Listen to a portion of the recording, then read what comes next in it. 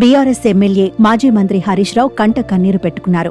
ఓ కార్యక్రమంలో పాల్గొన్న ఆయన స్కూల్ విద్యార్థిని కథ విని ఎమోషనల్ అయ్యారు.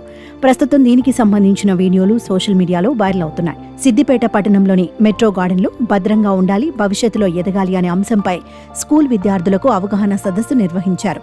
ఈ సదస్సులో తన్నీరు హరీష్ రావు పాల్గొన్నారు. అవగాహన సదస్సులో తండ్రిని కోల్పోయి బిడ్డ చదువు కోసం తల్లి పడుతున్న కష్టాలను విద్యార్థులు పంచుకున్నారు. తమ చదువు కోసం పేరెంట్స్ పడుతున్న కష్టాలను గుర్తించి తాము తమ చదువు కోసం తపిస్తున్న పేరెంట్స్ ను ఇబ్బంది పెడుతున్నామని విద్యార్థులు ఆవేదన వ్యక్తం చేశారు. తండ్రిని కోల్పోయి బిడ్డ చదువు కోసం తల్లి పడుతున్న కష్టాన్ని కంటతడి పెట్టుకుంటూ ఓ విద్యార్థిని వెల్లడించింది. అందరికీ నమస్కారం. నా పేరు సాత్విక. నేను ఇక్కడికి రావడానికి మా అమ్మే కారణం. మా నాన్న సెకండ్ క్లాస్లో చనిపోయాడు. అప్పటి నుంచి మా మమ్మీ కడుతూ నన్ను మంచిగా చూసుకునేది, కానీ నేను మా మమ్మీని ఊరికే తింటునేదాన్ని.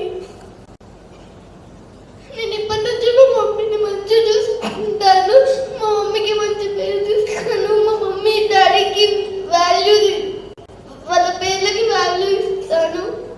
ధన్యవాదాలు. విద్యార్థిని తన తండ్రి గురించి వెక్కి వెక్కి ఏడుస్తూ చెప్పడంతో అక్కడున్న హరీష్ రావే కాదు అందరూ భావోద్వేగానికి లోనయ్యారు. ఇక చిన్నారి బాధను అర్థం చేసుకున్న హరీష్ రావు పాపను దగ్గరకు తీసుకున్నారు.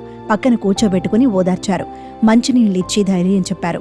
ఈ క్రమంలోని చిన్నారి వేదనను చూసి హరీష్ రావు కూడా కంటతడి పెట్టారు. ఈ వీడియో సోషల్ మీడియాలో వైరల్ అవుతోంది. నెటిజన్లు సదరు చిన్నారికి సానుభూతి తెలుపుతున్నారు. జీవితంలో పాప మంచి స్థాయికి వెళ్లి తన తండ్రి కలలను నెరవేర్చాలని ఆశిస్తున్నట్లు కామెంట్లలో రాసుకొచ్చారు.